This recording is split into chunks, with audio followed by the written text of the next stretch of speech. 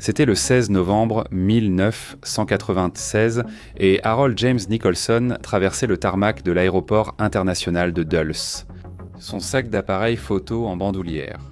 Il dirigeait la section au centre de lutte contre le terrorisme au siège de la CIA à Langley, Virginie. À l'intérieur de son sac se trouvaient 10 rouleaux de pellicules non développés contenant certains des secrets les mieux gardés de l'Amérique. Il embarquait sur un vol pour la Suisse, où des agents du renseignement russe l'attendaient pour le payer d'avoir trahi son propre pays. Ce que Nicholson ne savait pas, c'est que des agents du FBI se rapprochaient de tous les côtés. Alors qu'il s'approchait de la passerelle de l'avion, le piège s'est refermé. Les agents l'ont encerclé. À cet instant, il détenait Atom, l'officier de la CIA le plus haut placé jamais arrêté pour espionnage au profit d'une puissance étrangère. Mais cette arrestation n'était pas la fin de l'histoire de trahison de Jim Nicholson. En fait, ce n'était que le début.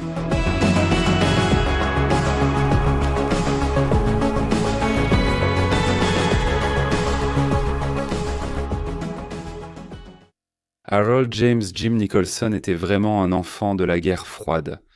Il est en le 17 novembre 1950, le lendemain du jour où le président américain Harry Truman a déclaré l'état d'urgence national, en raison de la guerre de Corée et de la menace perçue de l'expansion communiste. Ses premières années à Woodburn, dans l'Oregon, ont baigné dans une culture militaire et de renseignement. Son père biologique a quitté la famille lorsqu'il était jeune et sa mère, ancienne cryptographe de l'armée, s'est remariée. Marvin Nick Nicholson, un officier de carrière de l'États-Unis Air Force, a officiellement adopté Jim à l'âge de 7 ans. En 1957, l'Union soviétique lança Spoutnik. Cette sphère métallique, qui faisait le tour de la Terre toutes les 90 minutes, était un triomphe scientifique qui démontrait la capacité potentielle de Moscou à livrer une destruction nucléaire sur le sol américain. Durant 12 ans, les bases de l'armée de l'air furent le terrain de jeu de Jim, sur fond de peur existentielle américaine. La famille Nicholson ne s'installait jamais durablement. Son enfance fut marquée par l'instabilité. La famille était déménagée constamment à chaque changement d'affectation de son beau-père. Ce mode de vie rendait difficile à ce garçon, naturellement timide, de se faire des amis durables. Il était toujours le nouveau, devant sans cesse s'adapter à de nouvelles écoles, de nouveaux visages et de nouveaux endroits. Jim trouvait du réconfort dans les livres. À la base aérienne Edwards, dans le désert de Mojave en Californie, le jeune Jim s'est plongé dans les romans d'espionnage de James Bond à Napoléon Solo et même le maladroit Maxwell Smart. Il idolâtrait ces hommes qui étaient présentés comme capables de changer le cours de l'histoire tout en ayant l'air cool. Jim Nicholson a passé ses années de lycée formatrice à la Desert High School sur la base aérienne Edwards, avant d'obtenir son diplôme de la Novarto High School en Californie en 1969. C'était le sommet de la guerre du Vietnam et des manifestations anti-guerre. Puis le scandale du Watergate a ébranlé la confiance des Américains dans leur classe politique. Jim a refusé de participer à un immense sit-in de protestation contre la guerre du Vietnam dans son lycée. Avec le sang militaire déjà dans ses veines, Jim a choisi la loyauté envers l'autorité plutôt que la rébellion populaire. À l'Université d'État de l'Oregon, Jim a rejoint le corps de formation des officiers de réserve. Il semblait destiné à suivre la tradition familiale du service militaire. C'est là, au début de 1973, qu'il a rencontré une jeune femme menue nommée Laura Sue Cooper, que l'on appelait Laurie. Une blague osée lancée alors qu'elle se pesait avant l'entraînement d'escrime, suivie d'un retour taquin avec un coup de poing sur le bras. Plus tard, le couple est tombé amoureux. Jim a demandé Laurie en mariage moins d'une semaine après leur premier rendez-vous et elle a accepté sans hésiter. Leur mariage, le 10 juin 1973, aurait pu servir d'affiche de recrutement militaire. Laurie portait une robe blanche, tandis que Jim, en uniforme de cérémonie de l'armée, venait de finir 3e de sa promotion. À la fin de la guerre du Vietnam, sans conflit à combattre, Jim s'est orienté vers le renseignement militaire. Pour Jim, l'ennemi pouvait être caché, mais la mission restait la même, vaincre le communisme partout où il menaçait les intérêts américains. Fort Devon a initié Jim à l'art du décryptage, et ses supérieurs ont rapidement reconnu son talent. En 1975, il était en route pour Okinawa, au Japon, où l'agence de sécurité de l'armée surveillait les activités communistes à travers l'Asie. Mission de rêve pour Jim, un vrai travail de renseignement contre les ennemis de l'Amérique. Pour Laurie, c'était le début d'une lente descente vers le ressentiment et l'isolement. Elle avait abandonné ses propres études universitaires pour suivre la carrière de son mari, et elle a vite développé du mépris pour le rôle d'épouse d'officier qu'on attendait d'elle. À Okinawa, l'étoile de Jim s'est élevée régulièrement. Les promotions étaient régulières, les distinctions s'accumulaient et il a obtenu une maîtrise en conseil tout en travaillant la nuit comme conseiller bénévole auprès de familles de militaires. Mais le succès a engendré l'arrogance et l'ambition a engendré la négligence. Laurie voyait son mari absorbé par son travail, ne sortant que pour les événements sociaux où elle se sentait invisible et inutile. Le point de rupture approcha lorsque Jim obtint son master avant que Laurie ne puisse terminer sa licence abandonnée, lorsqu'elle exprima son intérêt à retourner à l'école. Une dispute s'ensuivit qui dégénéra en une querelle sur l'infidélité, chacun accusant l'autre de tromperie. Leur mariage commençait à se fissurer, mais l'armée avait d'autres projets pour Jim Nicholson. Nicholson a été nommé sous-lieutenant dans l'armée et, pendant un certain temps, tout semblait se dérouler comme prévu. Il a bien réussi, atteignant le grade de capitaine et servant comme commandant de compagnie dans la prestigieuse 101e division aéroportée de l'armée américaine, les Screaming Eagles. Sa formation spécialisée en cryptographie lui a valu un poste d'état-major dans le renseignement de l'armée, l'intégrant pleinement à l'appareil de sécurité nationale. Le problème, c'était que sa réussite pro restait en conflit avec sa vie de famille. Laurie restait très malheureuse à cause des déménagements constants de la vie militaire. Après la naissance de leur premier enfant, Jérémy, en 1978, Jim a finalement accepté de quitter l'armée. Il a acheté un costume 3 pièces à rayures coûteux et a envoyé son curriculum vitae à des entreprises partout aux États-Unis. La famille Tom Nicholson a déménagé à Kansas City, où Jim a pris un emploi civil chez Hallmark Cartes.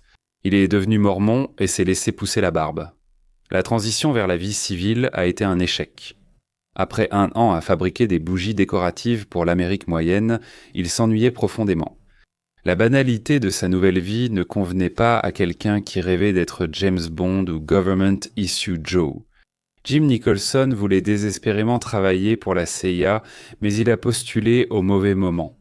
À la fin des années 1970, l'agence, sous la direction de Stansfield Turner, avait supprimé plus de 800 emplois lors de ce qu'on a appelé le massacre d'Halloween, suite à la baisse des tensions de la guerre froide. Mais le monde changeait, les forces soviétiques ont envahi l'Afghanistan et Moscou soutenait les insurgés communistes au Nicaragua. L'Amérique avait de nouveau besoin d'espions, et au début de 1980, la CIA a commencé à reconstruire son réseau de renseignement humain. Jim s'est envolé vers l'Est pour son entretien, et lorsqu'il est revenu à Kansas City, il pouvait à peine contenir son excitation. Il avait réalisé son rêve de toujours. La CIA l'avait accepté. Le 20 octobre 1980, Jim Nicholson a rejoint la CIA, devenant officier des opérations. 2 semaines plus tard, Ronald Reagan a remporté la présidence, assurant à la CIA les fonds nécessaires pour mener la guerre froide mondialement. En 1981, Jim Nicholson est entré dans le programme d'entraînement clandestin d'élite à Camp Peary, en Virginie, l'installation secrète connue au sein de l'agence sous le nom de La Ferme. Là-bas, il a suivi une formation paramilitaire en parachutisme, armes et explosifs. Enfin, Jim Nicholson était là où il avait toujours rêvé d'être. Pendant qu'il était en formation, Laurie était occupée à donner naissance à leur 2e enfant, une fille qu'ils ont appelée Star. Laurie ressentait déjà la solitude d'une relation à distance avec un agent de la CIA. Elle se sentait souvent comme une mère seule. En raison de l'emploi du temps d'entraînement de Jim et du secret entourant son travail, les tensions qui s'étaient tant développées là pendant la période de Jim dans l'armée commençaient à refaire surface. Les années 1980 étaient les dernières années de la guerre froide, et pour un officier des opérations de la CIA comme Jim Nicholson, c'était le moment idéal pour faire carrière. Jim s'est lancé dans une série de missions à l'étranger, se spécialisant dans des opérations visant les services de renseignement de l'Union des républiques socialistes soviétiques et, après sa chute en 1991, de la Fédération de Russie. Ces missions l'ont conduit partout dans le monde. Manille de 82 à 85 Bangkok, de 85 à 87, Tokyo de 87 à 89. Il a eu des contacts directs et autorisés avec des responsables soviétiques, perfectionnant les compétences d'un officier traitant en première ligne de la guerre froide. Ses journées de travail s'étendaient souvent tard dans la nuit, dans des bars et boîtes de nuit où il cherchait de nouveaux contacts. Jim a trouvé le travail lors de sa première mission à Manille-Grisant. De réelles opérations d'espionnage aux conséquences peu concrètes. On le surnommait Batman en raison de sa propension à se mêler à la foule de manifestants qui bordaient tôt les rues de Manille. Il était ravi d'être considéré comme le justicier masqué de la station, mais son mode de vie et son engagement envers son travail étaient aussi corrosifs pour sa vie de famille. La communauté d'expatriés de Manille offrait de nombreuses occasions à un officier ambitieux de la CIA de se constituer un réseau, de socialiser et de disparaître pendant des heures. Des rumeurs d'infidélité concernant Jim ont circulé à la station de la CIA.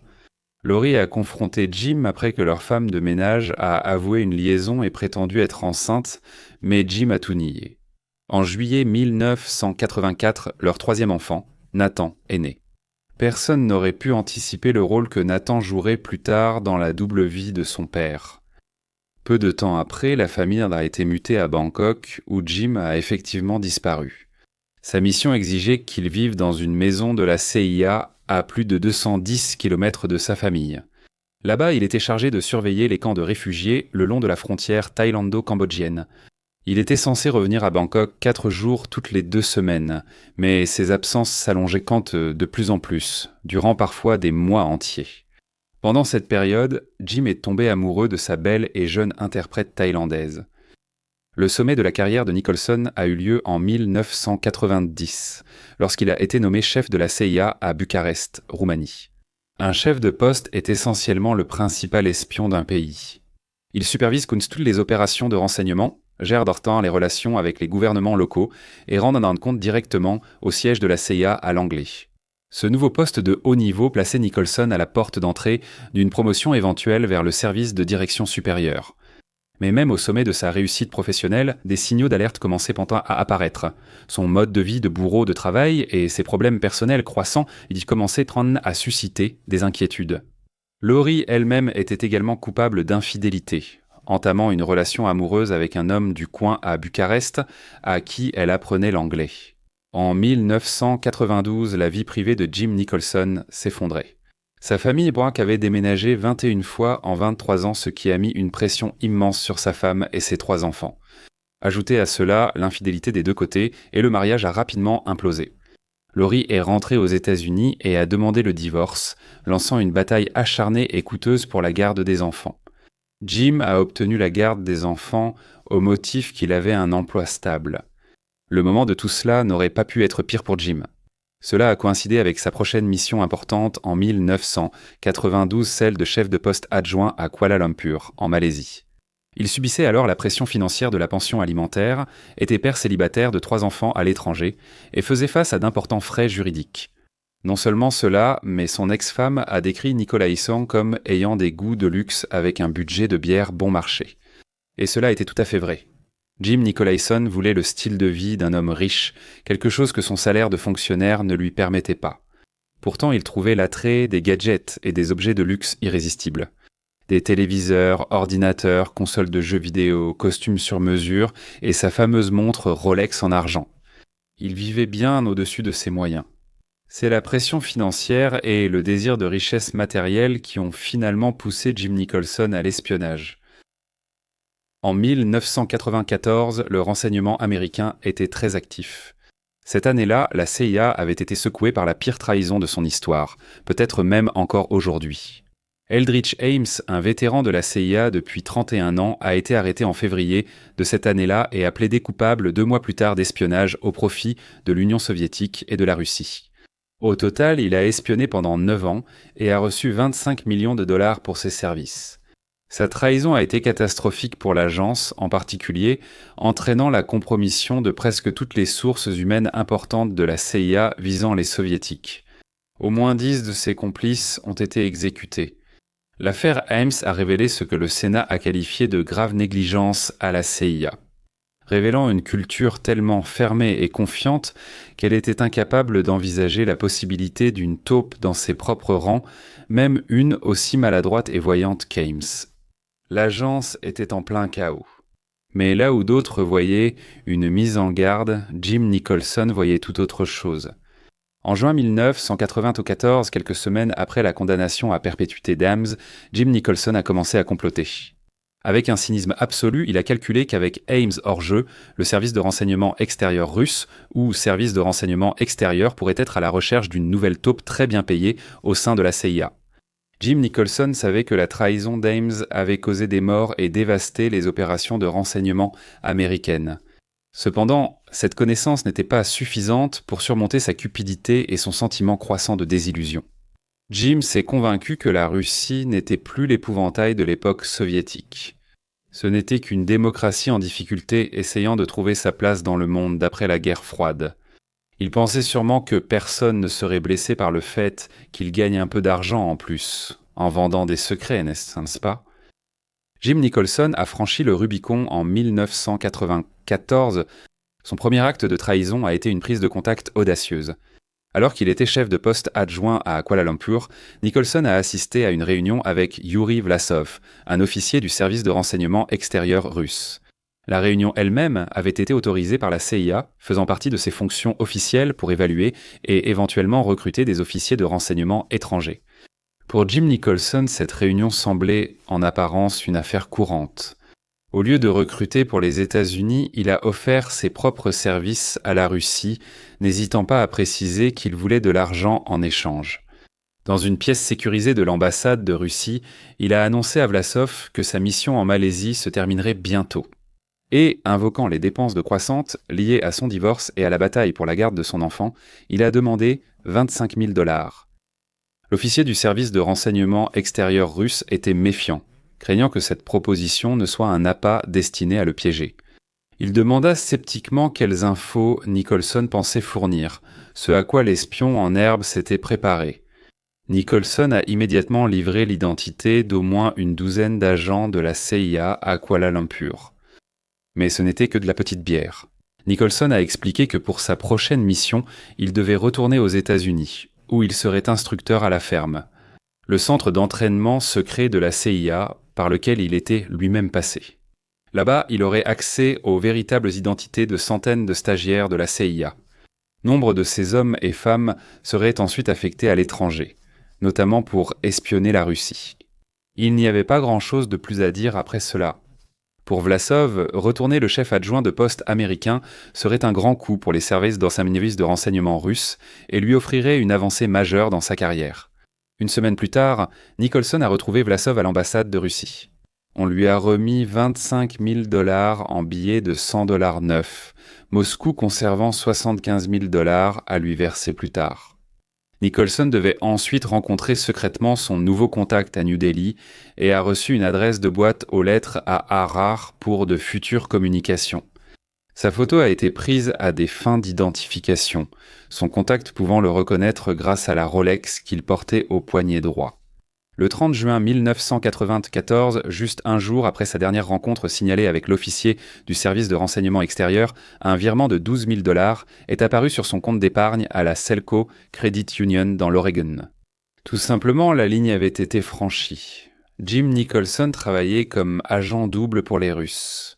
À la fin de l'année 1994, la mission à l'étranger de Jim Nicholson a pris fin et il était rentré aux États-Unis, s'installant à Campri avec ses 3 enfants. Dans son nouveau rôle d'instructeur au centre d'entraînement clandestin de la CIA, la ferme, il était en partie responsable des atouts les plus précieux de la CIA, son avenir. En tant que tout nouveau agent double et traître, il voyait cela plutôt comme sa propre mine d'or personnelle. Il avait accès aux dossiers complets du personnel, aux données biographiques et aux futures affectations de chaque nouvel officier de cas de la CIA. Dans les classes de formation de 1994, 95 et 96, chaque année, la CIA recrute et forme une nouvelle promotion d'officiers de cas. Ce sont les futurs espions de l'Amérique, des personnes qui passeront leur carrière dans des endroits dangereux, à voler des secrets et à protéger la sécurité nationale.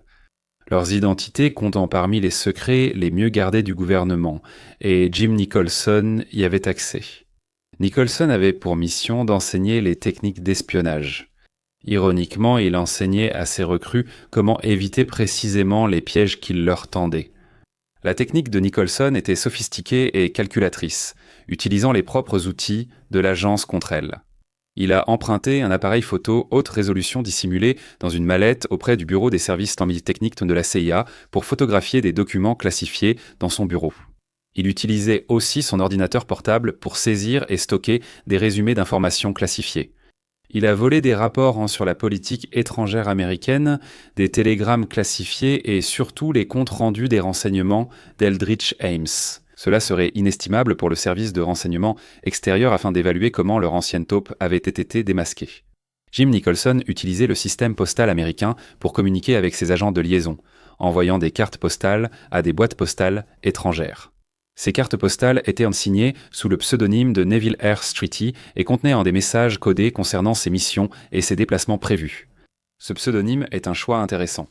Lytton Street était un célèbre biographe britannique et membre du groupe de Bloomsbury, connu pour son esprit et son mode de vie non conventionnel. En décembre 1994, Jim se faisait passer pour un touriste dans le hall de l'hôtel La Méridien à New Delhi. Il portait un sac de course et arborait sa Rolex au poignet droit. Lorsque Sergueï Poliakov s'est approché et a récité sa moitié de leur dialogue de reconnaissance, Jim a discrètement remis le sac. Ce soir-là, une voiture l'a emmené dans un bureau commercial où l'attendaient la Poliakov et ses collègues. Le sac contenait des dossiers de stagiaires que Jim avait imprimés lui-même. Les vrais noms, les antécédents et les futures affectations de la prochaine génération d'espions américains. En retour, Poliakov lui a donné un paquet en papier kraft avec $50 000 en liquide. Dans les jours suivants, Poliakov et son équipe ont appris à Jim à tromper les tests de détecteurs de mensonges imposés à tous les agents de la CIA, périodiquement. Ils lui ont appris des techniques d'ondes de respiration et des exercices mentaux pour masquer la tromperie sans utiliser de drogue.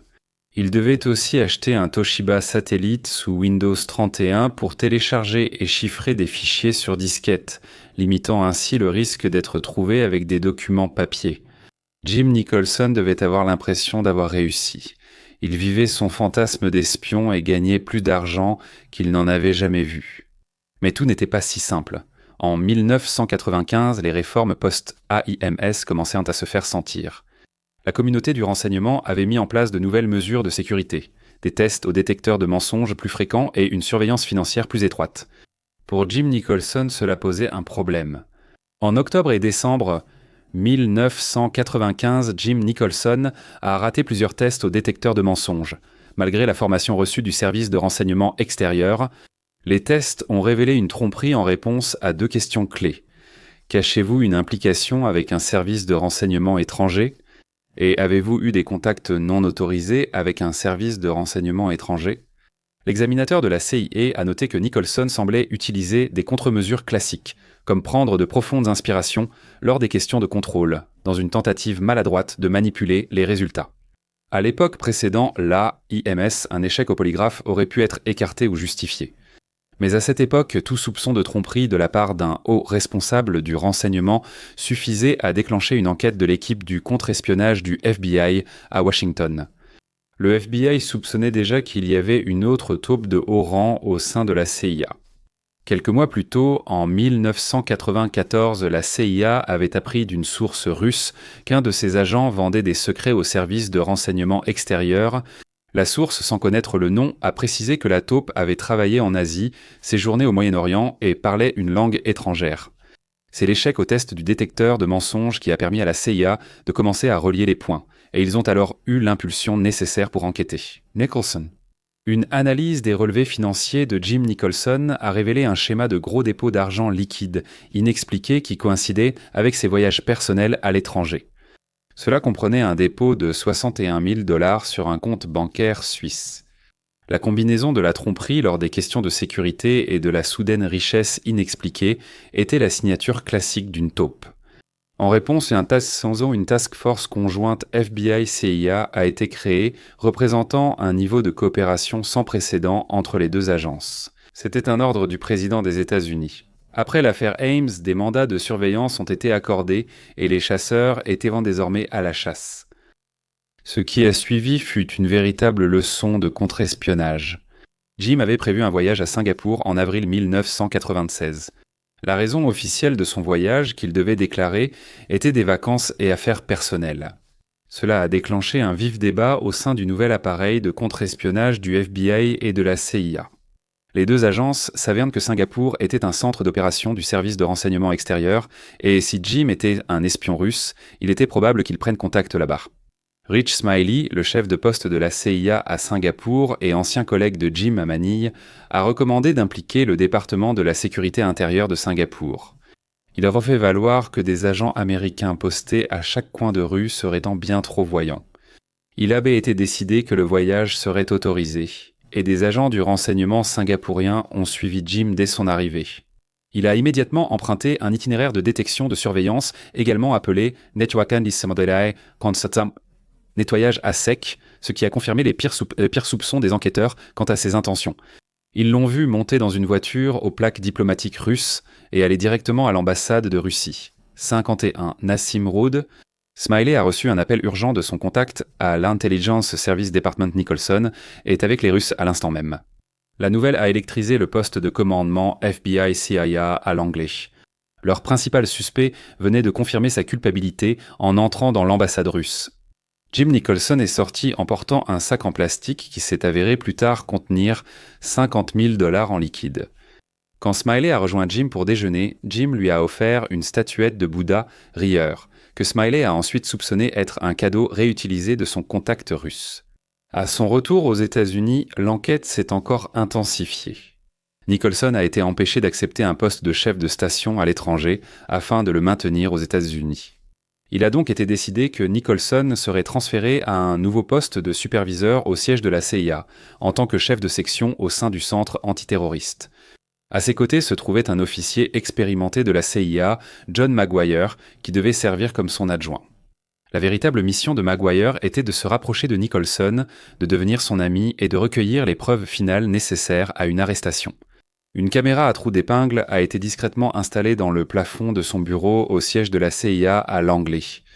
Son courrier a été intercepté et le tribunal a autorisé une perquisition sur son ordinateur portable. Les enquêteurs ont également pu récupérer des fichiers supprimés contenant des informations classifiées sur la Russie, la Tchétchénie et Ames. Compte rendu. Le bureau de Maguire était placé de façon à observer chacun des mouvements de Jim, avec une ligne téléphonique sécurisée verte, le reliant directement aux agents du FBI stationnés dans un bâtiment adjacent. À chaque départ de Jim, Maguire prévenait aussitôt l'équipe de surveillance. Nicholson, faisant preuve d'une arrogance fatale, faisait un peu trop confiance à son nouveau adjoint. Il est devenu détendu et négligent au travail. À une occasion, le 9 octobre 1996, il a emmené Maguire dans un bureau de poste, où son intérêt particulier pour des timbres commémoratifs très spécifiques a immédiatement alerté l'expérimenté Maguire. Nicholson préparait un envoi clandestin. Plus tard, Mantle a été vu déposant un colis dans une boîte aux lettres du bureau de poste local. Le plus accablant de tout, Jim Nicholson a rapidement été surpris par la caméra cachée dans son bureau en train de photographier des documents classifiés. Alors que Maguire surveillait Langley, le FBI préparait des opérations plus intrusives. Ils ont acheté un modèle identique du monospace de Jim pour s'entraîner à le démonter, à la recherche de compartiments cachés où ils pourraient dissimuler des documents classifiés ou du matériel d'espionnage. En août 1996, alors que Jim était en mission officielle de la CIA à Beyrouth, des agents du FBI ont effectué une fouille secrète de son monospace sur le parking de Langley. Ils ont récupéré son ordinateur portable Toshiba et créé une image miroir du disque dur, copiant tous les fichiers, y compris ceux que Jim pensait avoir supprimés. Le contenu de l'ordinateur portable a confirmé ce que les enquêteurs savaient déjà. Ils ont trouvé une lettre de l'agent de liaison russe de Jim et des preuves qu'il avait copié puis supprimé des milliers de fichiers classifiés du programme. Les fragments supprimés mais récupérés ont révélé des pertes de renseignements dévastatrices, des détails sur les tentatives de recrutement russes auprès d'agents de la CIA, des résumés des interrogatoires d'Aldrich Ames et des rapports sur les opérations militaires russes en Tchétchénie. Une disquette de 35 pouces contenait des informations encore plus sensibles. Des détails sur les agents d'accès, c'est-à-dire des citoyens privés, fournissant des renseignements, des résumés de rapports de la CIA sur l'économie russe, le système bancaire, la technologie radar haute fréquence et des concepts d'armes sous-marines. Le plus dévastateur de tout, c'était quand les noms, biographies et affectations de centaines de stagiaires de carrière, dont beaucoup avaient été personnellement formés par Jim à la ferme. Ces agents étaient censés être les armes secrètes de l'Amérique dans la guerre du renseignement en cours. Au lieu de cela, leurs identités étaient désormais entre les mains des Russes avant même qu'ils ne commencent leur carrière. En octobre 1996, le FBI était passé à la phase finale de son enquête. Ils ont acheté la maison voisine de celle de Jim à Burke, en Virginie, et y ont placé des agents infiltrés pour une surveillance continue. À travers les murs fins, ils entendirent de mystérieux bruits de repos de tapotement provenant de la chambre de Jim tard dans la nuit. Une entrée discrète et furtive a révélé la source des tapotements, l'ordinateur portable Toshiba de Jim et un scanner de documents. Il photographiait et scannait des documents classifiés dans sa chambre, créant des copies numériques à transmettre à ses contacts russes. Après une enquête de 22 mois, la Task Force avait rassemblé toutes les preuves dont elle avait besoin. Il était temps d'intervenir. Le 16 novembre 1996, Harold James Nicholson s'est rendu à l'aéroport international de Dulles pour embarquer vers la Suisse et retrouver ses agents de liaison du service de renseignement extérieur. Cela nous ramène à notre point de départ. Alors qu'il traversait le tarmac, des agents du FBI l'ont encerclé et arrêté. Dans son sac photo, il transportait des rouleaux de pellicules non développés contenant des photographies d'informations classifiées de la défense américaine. Pendant ce temps, le FBI a investi la maison de Nicholson, la mettant sens dessus dessous à la recherche de nouvelles preuves. Pendant ce temps, 2 de ses enfants d'environ 12 ans observaient la scène, incrédules. Jim Nicholson a été inculpé dans le district Est de Virginie pour complot d'espionnage. L'accusation pouvait entraîner la réclusion à perpétuité sans libération conditionnelle et les procureurs ont rappelé que la peine de mort restait possible selon la loi, même si cela était peu probable. Les preuves contre lui, détaillées dans la plainte pénale et les déclarations sous serment à l'appui, étaient accablantes. Elles comprenaient un schéma de revenus inexpliqués, totalisant plus de 120 000 $. La découverte de documents classifiés chez lui et sur son ordinateur non liés à ses fonctions. Le courrier intercepté par le FBI et la vidéosurveillance de lui en train de photographier des dossiers secrets dans son bureau de la CIA. Face à cette montagne de preuves, Nicholson a fait ce que la plupart des gens rationnels feraient. Il a passé un accord. En mars 1997, il a accepté un accord de plaider coupable en plaidant coupable d'un seul chef d'accusation de complot en vue de commettre de l'espionnage. Une condition centrale de l'accord de plaidoyer était que Nicholson coopère pleinement avec les enquêteurs et participe à de longs débriefings d'évaluation des dégâts. Le gouvernement devait savoir précisément ce qu'il avait compromis. Le tableau qui s'est dégagé des débriefings de Nicholson était dévastateur. Le préjudice le plus grave concernait le capital humain de la CIA. Plusieurs agents opérant sous la couverture la plus profonde ont dû être retirés de leur mission, leur vie mise en danger et leur carrière irrémédiablement bouleversée. Sa trahison envers les stagiaires de la ferme, ses propres élèves, a compromis toute une cohorte de futurs espions dont les carrières étaient terminées avant même d'avoir commencé. La trahison de Nicholson a obligé la CIA à envisager le pire. L'agence n'a eu d'autre choix que d'annuler les opérations de renseignement prévues et de réaffecter des agents à des missions importantes. L'ampleur de cette perte, les renseignements non recueillis et les décisions prises sans eux ont été jugés incalculables. Le 3 juin 1997, Jim Nicholson s'est tenu devant un juge fédéral pour l'énoncé de sa peine. Il a présenté des excuses hésitantes et en larmes, affirmant que sa motivation était un désir mal placé de subvenir aux besoins de ses 3 enfants et d'expier ses échecs en tant que mari et père. Le juge l'a condamné à 23 ans et 7 mois de prison fédérale. Nicholson était incarcéré à l'établissement correctionnel fédéral de Sheridan, dans l'Oregon. Cette prison a été choisie pour lui permettre de garder le contact avec ses enfants et ses parents âgés. Cet acte de clémence allait s'avérer être une erreur cruciale.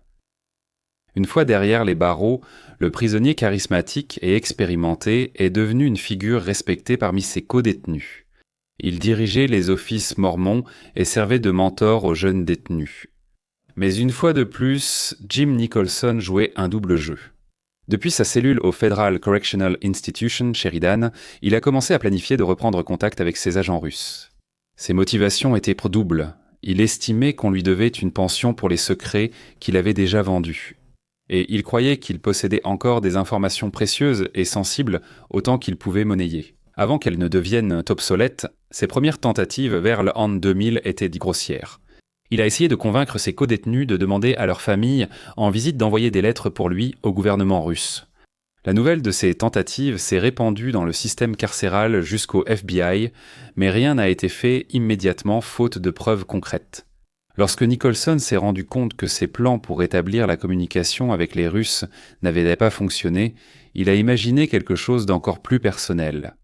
En 2006, Nicholson avait tourné son attention vers son plus jeune fils, Nathan. Nathan, alors étudiant de 22 ans au Lane Community College, faisait toujours face aux conséquences de la condamnation de son père. Nathan avait toujours idolâtré son père, le considérant comme un héros et gardant longtemps la conviction qu'il avait été condamné à tort. Il avait tenté de suivre son père en rejoignant l'armée comme parachutiste, mais une blessure lors d'un saut a interrompu ses ambitions militaires. En 2004, après une libération honorable, Nathan a travaillé dans une pizzeria locale dans l'Oregon. Il chérissait les visites dans les prisons sassanides avec son père, profitant de ces moments pour l'interroger sur ses exploits dans l'armée et à la CIA, et rêvait de suivre les traces de son père. En Nathan, Jim Nicholson voyait l'atout parfait. Quelqu'un qui l'aimait inconditionnellement, croyait en son innocence et ferait probablement n'importe quoi pour obtenir l'approbation de son père. Jim Nicholson, officier expérimenté de la CIA en détection et exploitation de vulnérabilités, a perçu la loyauté inébranlable de son fils et son intense besoin d'approbation paternelle. Il a méthodiquement préparé Nathan, utilisant ses compétences pour manipuler son enfant et en faire un espion. Jim utilisait un langage religieux pour présenter leur mission, suggérant que Dieu avait un plan différent pour Nathan et que la foi le conduirait vers des missions, bien plus grandes que celles entreprises par les hommes et leurs armées. Nicholson présentait la conspiration comme une mission excitante, héroïque et clandestine qui permettrait à Nathan de rendre enfin son père fier. Il n'a pas fallu longtemps à Nathan pour se laisser séduire par l'idée. Le père et le fils ont mis au point un système pour échanger des messages lors des visites en prison, en utilisant des serviettes en papier. Jim écrivait des messages et les faisait sortir en faisant semblant de se moucher ou en les cachant sous la voûte de sa chaussure. Nathan a proposé d'utiliser le dossier brouillon d'un compte Yahoo partagé comme boîte morte moderne pour améliorer le système. Les messages n'étaient jamais vraiment transmis d'un ordinateur à un autre. Ils utilisaient en fait le même compte pour accéder au dossier des brouillons, évitant tout email traçable. Sous la tutelle de son père, Nathan est devenu un agent enthousiaste, bien que naïf. Le complot d'espionnage père-fils a été activé en octobre 2006. Sur les instructions de son père, Nathan s'est rendu à San Francisco où, avec un culot incroyable, il a frappé à la porte de l'ambassade de Russie. Sa proposition de vendre des secrets a suscité encore plus de scepticisme que celle de son père. Finalement, cependant, le service de renseignement extérieur a accepté l'offre de Nathan. Les Russes n'étaient pas intéressés par le plan de leur ancien espion de le faire évader de prison en hélicoptère, mais ce qui les intéressait, c'était les secrets encore conservés dans la tête de Jim Nicholson. Un étudiant de 22 ans est simplement devenu un coursier d'espionnage international. Au cours des 2 années suivantes, il a entrepris une série de voyages internationaux pour rencontrer des agents russes dans des lieux tels que San Francisco, Mexico, Lima au Pérou et Chypre. Au total, il a récupéré plus de 47 000 $ en espèces au nom de son père, qu'il a ensuite distribué aux membres de la famille selon les instructions de Jim. Mais quelles informations leur donnait-il exactement ? Les Russes voulaient savoir comment l'espionnage initial de Jim avait été découvert, qu'il avait interrogé après son arrestation et les détails de ses missions à la CIA avant sa capture. C'était de l'or pour le contre-espionnage. Comprendre exactement comment leur opération précédente avait été compromise et comment le renseignement américain avait réagi. Alors que Nathan menait des opérations d'espionnage sur 3 continents, le contre-espionnage américain réalisait lentement la menace que représentait à nouveau Jim Nicholson. La percée a eu lieu fin 2007 lorsque les analystes de la CIA ont relevé des anomalies dans les appels et courriers entre Jim et Nathan. Il semblait soit parler beaucoup d'argent et de pays avec une forte présence diplomatique russe. Comme c'est étrange. Les enquêteurs du FBI à Portland ont renforcé la surveillance des communications de Nicholson et ont aussi placé son fils Nathan sous surveillance. Ils ont mis des micros dans la voiture de Nathan, mis ses lignes téléphoniques sur écoute et surveillé ses courriels. Le FBI a lentement reconstitué les complots internationaux orchestrés depuis une cellule de prison dans l'Oregon. En 2007, Nathan a voyagé à Lima, au Pérou, pour vendre plus d'informations pour son père, bien qu'ils aient manqué son départ des États-Unis. À son retour, le FBI s'est assuré que Nathan soit détourné par la douane, où son carnet de poche bleu a été confisqué et secrètement photographié. Le petit carnet bleu s'est avéré crucial, détaillant ses rencontres avec des agents russes, ainsi que des adresses, des noms de code, des signaux de reconnaissance et des questions qu'il comptait transmettre à son père. Le FBI a choisi de ne pas intervenir, préférant attendre pour prendre Nathan en flagrant délit d'espionnage. Les enquêteurs ont surveillé Nathan pendant les 12 mois suivants. Finalement, en décembre 2008, Nathan s'est envolé pour Chypre. Il a été surveillé de près et filmé devant un TGI Fridays, recevant de l'argent liquide d'un officier du renseignement russe. En décembre 2008, Nathan Nicholson a été arrêté chez lui peu après son retour aux États-Unis. Une première fouille chez lui a révélé 9 500 $ en liquide caché dans sa table de nuit. Après son arrestation, confronté aux preuves et à la dure réalité de ses propres crimes ainsi qu'à la manipulation de son père, Nathan a choisi de coopérer pleinement avec le gouvernement américain. Sa décision a été essentielle pour monter le nouveau dossier contre son père dans le cadre d'un accord de plaidoyer. Nathan a exposé la conspiration de 2 ans, expliquant comment son père l'avait manipulé, guidé et organisé les réunions ainsi que le blanchiment d'argent. En janvier 2009, le père et le fils ont été inculpés. Ils ont été accusés non d'espionnage mais de complot pour agir comme agents d'un gouvernement étranger et de complot pour blanchiment d'argent international. Bien que le père et le fils aient fait face aux mêmes accusations, les issues juridiques pour les 2 hommes ont été très différentes. Nathan était considéré par les procureurs et le tribunal comme une victime du plan corrompu de son père. Le mémoire de condamnation du gouvernement a explicitement souligné que Harold Nicholson, un officier de la CIA formé, avait utilisé ses compétences pour manipuler et façonner son propre fils. Le gouvernement a soutenu que Jim Nicholson avait transformé son fils en un complice involontaire dans un plan qui exposait le jeune homme à de graves risques juridiques et physiques. En janvier 2011, à 60 ans, Jim Nicholson a écopé de 8 ans de prison fédérale supplémentaire. Nathan a été condamné à une peine de probation sans peine de prison, et il a été contraint d'effectuer des travaux d'intérêt général. L'affaire Nicholson est devenue un cas d'étude des faiblesses persistantes du renseignement américain, même à une époque de sécurité renforcée, alors que l'agence était encore sous le choc du scandale Eldridge Ames. Nicholson a pu accéder à des documents classifiés et les photographier avec du matériel de la CIA dans une installation de la CIA, même alors qu'il était déjà suspecté. Plus important encore, la deuxième conspiration a révélé une nouvelle catégorie de menaces. Jamais auparavant, un espion condamné n'avait réussi à orchestrer une nouvelle opération d'espionnage depuis sa cellule. L'affaire a obligé le bureau des prisons et le FBI à reconsidérer la manière dont ils surveillaient et restreignaient les communications des agents de renseignement incarcérés. La CIA, de son côté, a mis en place un contrôle financier plus rigoureux de ses employés, augmenté la fréquence des examens aux détecteurs de mensonges et renforcé les mesures de sécurité physique dans ses installations. A installé des caméras de surveillance dans les bureaux avec des documents classifiés est devenu courant, notamment après les leçons de l'enquête sur Nicholson. Les identités des agents de la CIA compromises par Nicholson dans les années bleu mâle 990 ont affecté le renseignement américain pendant des années. Les révélations de Nicholson depuis la ferme ont poussé la CIA à adapter ses programmes et à créer de nouvelles méthodes pour former ses officiers traitants. Quand Harold James Nicholson a contacté les services de renseignement russes en 1994, il pensait sûrement que ce n'était qu'une simple transaction. Secret contre argent.